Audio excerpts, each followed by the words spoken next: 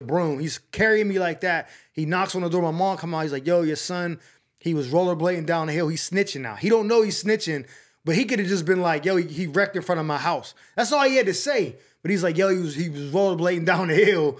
She's like, oh, he was at the hill, up the top of the hill. He's like, yeah, when he got to the bottom, I guess he lost control. He wrecked. His arm looked messed up. My mom see it like, oh, now I'm conscious now, but I'm fake still asleep because I ain't trying to get whooped. My mama whooped me with the broke arm. I already know that. So I'm trying to act like I'm not up yet. I hear her like, oh, he was at the top of the hill. Okay, thank you for bringing him. I'm going to take him to the hospital right now. Thank you so much. He's like, oh, yeah, if you need anything. He's like, no, we're good. She got me. She's like, Michael. I'm like, I'm trying to spin Mon Dukes because I already know I'm getting whooped. I already know it. She's like, yo, we got to get you to the hospital.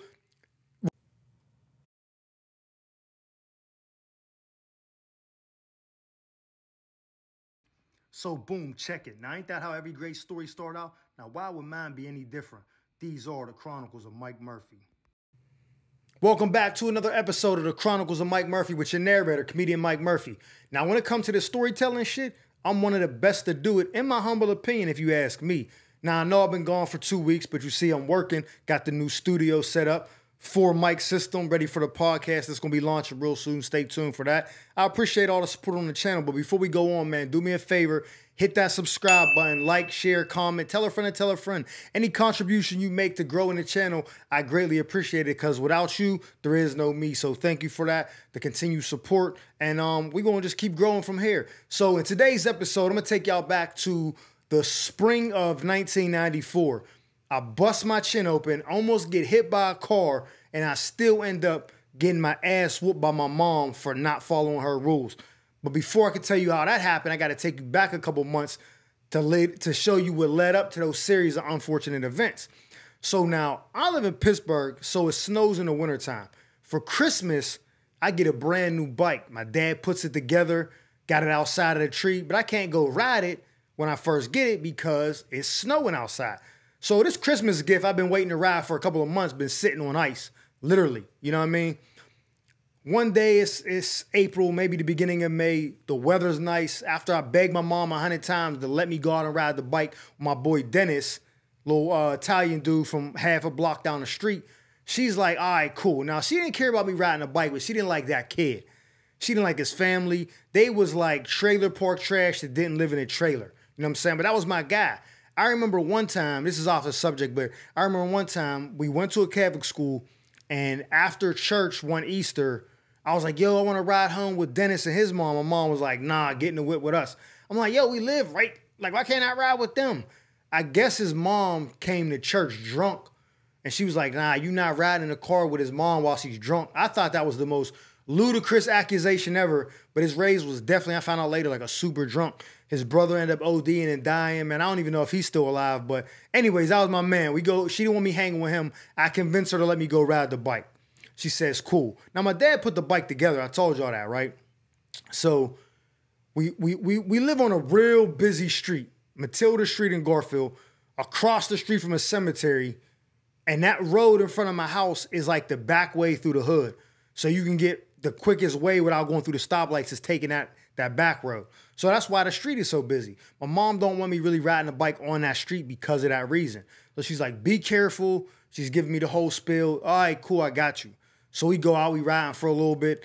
And matter of fact, no, we wasn't riding for a little bit.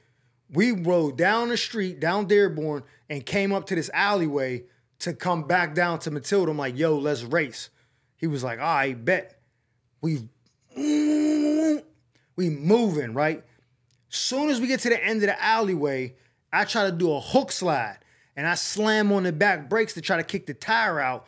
And as soon as I do that, the bike throws me over the handlebars and I land on my face, bust my chin open.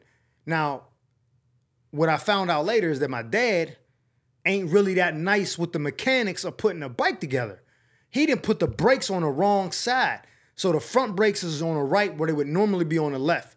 But I didn't really ride the bike, so I never tested that out. So when I try to hit the brakes and do the hook slide, nah, bro, I hit the front brakes. That joint launched me. I land on my chin. Even to this day, I got a beard. You can't see it, but I got a scar going across the bottom of my chin. I hit the ground. Bang, right? I stand up, and out of like pure, like adrenaline, I stepped like 2 feet out. I hear a car coming. I look like, oh, I'm about to get smacked. The car, I mean, just barely missed me. I would have rolled up under that thing, right? I jump up. I start running to the house because I'm like 4 houses away from my crib. Matter of fact, if you was watching the stories before, the alleyway that I told you I got arrested in where the cops was at when they pulled the gun on me, that's exactly where I wrecked the bike. So that was 94. 5 years later, I be getting arrested there. Ain't that crazy how stuff work? Anyways, when I stand up, I'm running to the house. My next door neighbor was a Muslim girl named Sakina. And she was outside playing with my sister. And she sees me. She's like, oh my God. I'm like looking at her face. And you know how with babies, when a baby fall, they don't cry right away till somebody say, oh my God, are you okay? Or they do that. And then the baby's like, oh, I guess I'm supposed to cry. That's kind of how it made me feel. I didn't feel no pain right away. But when I seen her face, I was like, oh, something's wrong. And I looked down, I seen big, like circles this size of blood drops just hitting the ground from my chin. It's just leaking everywhere. I run into the crib. Mom, screaming. She's like, what the hell you want, boy? She come out the kitchen like, oh, shit. She grabs a paper towel or a rag or something. She puts it on my face. It's soaking the rag. Like, I'm leaking everywhere. You'd have thought I got peeled with the ratchet or something. I don't know. It was crazy. She throws me in a car, rushes me to the hospital, which is only like 2-3 blocks away from the crib. We get to the ER. They get me in there. They cleaning me up. I got 16 stitches. I got 10 on the outside, 6 on the inside, which I don't even know what that means, but I did. I got 6 on the inside, 10 on the outside. Pause. That sounds crazy. That's absolutely crazy. I'm not saying it again. I got the stitches. My dad, they call him. He leaves work. He worked close by. He walks up, you know what I mean? We in the hospital. He asked me what happened. I tell him he feeling bad because he don't want to put the bike together wrong. I'm like, yeah, bro, I hit the brake. He like, yeah, no, you sure? I'm like, come on, dude, what? I've been riding bikes forever. I know what I'm doing, bro. You messed up. He feel bad. We go home or whatever, you know what I'm saying? I got the stitches in my chin for a couple of weeks. Maybe 6 weeks, 7 weeks, something like that. I'm not sure. I got to be delicate, but I'm a kid. I'm a boy in the 90s, not these little TikTok kids now. I'm outside playing. It's hot out. I'm just risking it. My mom is warning me every time, you better not let them stitches come out. I'm not playing with you. I'm not taking you to the hospital. Yada, yada, yada. All right, I got you, whatever. Finally, the day comes. I get the stitches taken out. Go to the hospital. And I don't know why I didn't go to like a regular doctor's office. But we go back to the hospital, put them in. They take the stitches out on the outside.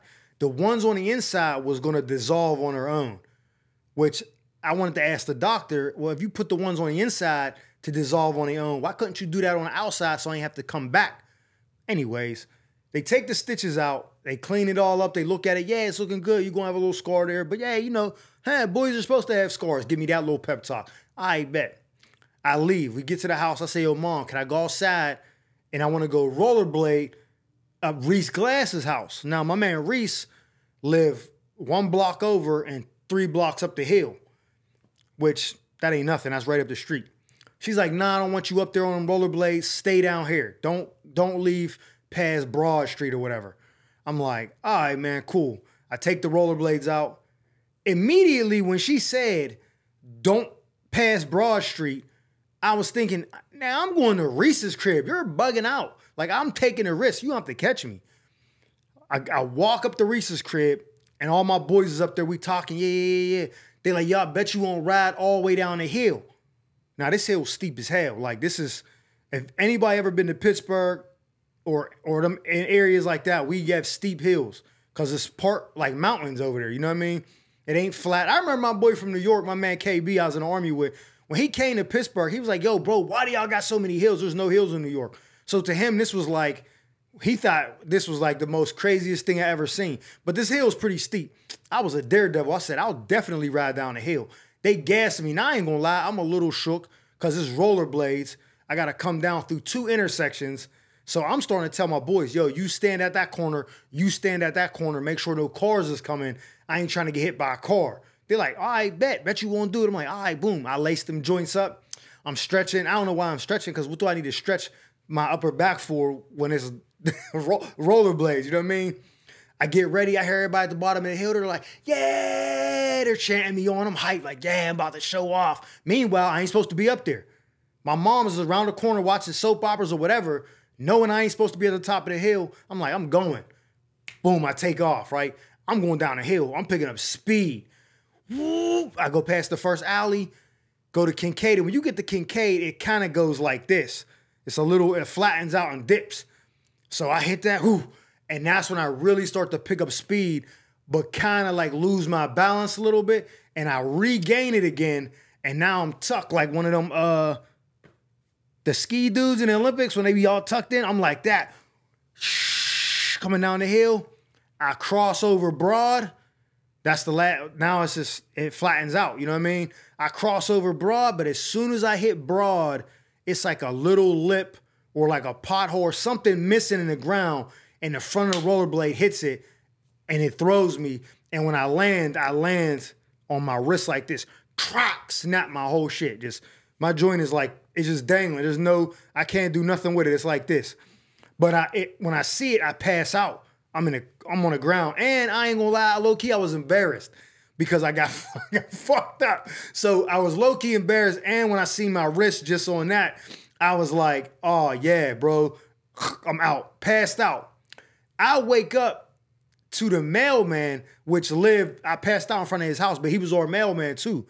And this reminds me of a time when like the community was way different. Like our mailman lived in our neighborhood. We knew this dude, you know what I'm saying? Like, so if you was waiting on something, you could tell him like, hey, just set it there, you know what I mean? Oh, I got you. Like, it was more community back then. That's why I love the 90s probably more than any other era that I ever grew up in, because it was just way better. But the mailman came out because everybody's like, oh, they're screaming or whatever. He's like, yo, what happened? Like, yo, he fell down. Yeah, they give him the report. He picks me up. He had a green Pontiac Bonneville. And I remember because my dad had the exact same one. And he puts me in the back of the Bonneville, drives me right around the corner, and he's carrying me like, you know, like you do like a baby or your wife after y'all get married and jump the broom. He's carrying me like that. He knocks on the door. My mom come out. He's like, yo, your son, he was rollerblading down the hill. He's snitching now. He don't know he's snitching, but he could have just been like, yo, he wrecked in front of my house. That's all he had to say. But he's like, yo, he was rollerblading down the hill. She's like, oh, he was at the hill, up the top of the hill. He was like, yeah, when he got to the bottom, I guess he lost control. He wrecked. His arm looked messed up. My mom see it like, oh, now I'm conscious now, but I'm fake still asleep because I ain't trying to get whooped. My mama whooped me with the broke arm. I already know that. So I'm trying to act like I'm not up yet. I hear her like, oh, he was at the top of the hill. Okay, thank you for bringing him. I'm going to take him to the hospital right now. Thank you so much. He's like, oh, yeah, if you need anything. He's like, no, we're good. She got me. She's like, Michael. I'm like, I'm trying to spin Mon Dukes because I already know I'm getting whooped. I already know it. She's like, yo, we got to get you to the hospital. Remember, we was just at the hospital earlier that day getting his stitches taken out. I mean, literally 2 or 3 hours before this. Like, we just got back from the hospital. They got to take me back down there again for my arm. They put it in the cast. Everything is broke. It's snapped. The wrist is snapped. It's broke. They put it in the cast. Now you got to wear the cast for 7 weeks or 8 weeks. Something crazy. I was mad as hell that I had to. It was all summer I'm going to be in the cast. They finally give me my cast. They sent me home with my discharge papers and all that. As soon as we walk into the door, I'm thinking it's over. I'm like, oh, I'm good. I ain't getting no whooping. She feel bags. Man, she starts beating my ass, man. I feel that belt just hit the back of my traps and my shoulder blade. I'm like, I fucking told you don't run. She's whooped. Don't go up that goddamn hill. You don't listen. Beating the shit out of me with this belt. I'm trying to escape her. I got the cast on. She's whooping my ass. And now the pain from the arm don't hurt so much. But the back, I feel like Kunta Kinte. She's going to town on me, dog. I was like, hey, yo, get the fuck upstairs. Go to your room. You're on punishment. You ain't going outside till that cast come off. I'm like, hey, yo, time out. That's mad long. Like, I'm not being on. I'll run away. Don't play with me. Like, I'm not doing that. You know what I mean? Had the cast, letting all my homies sign it and all that. She definitely didn't keep me on punishment that long. But I remember that ass whooping like it was yesterday. And I think she was mad because it was like 2 co-pays to get the stitches out, I think. And then maybe another one for that. I don't know what it was. We was broke. We was poor, like borderline, not like homeless poor, but we ain't had money. So that was like, yo, you costing me money because you don't listen. So now when my daughter be doing stuff and I be telling her not to do it, I'd be like, man, I was putting my mom through the same shit, man. So I be trying to remember that. But yeah, man, so within a month and a half, 2 months of each other, I was in the ER twice.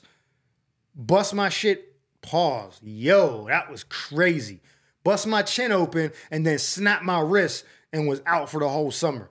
So look, man, again, man, these are the Chronicles of Mike Murphy. Please do me a favor, hit that subscribe button, like, share, comment, tell a friend and tell a friend. Any way you can contribute to growing this channel, I greatly appreciate it because, again, without you, there is no me, and I'm thankful for that. So please, until next time, I'll see y'all later and be safe.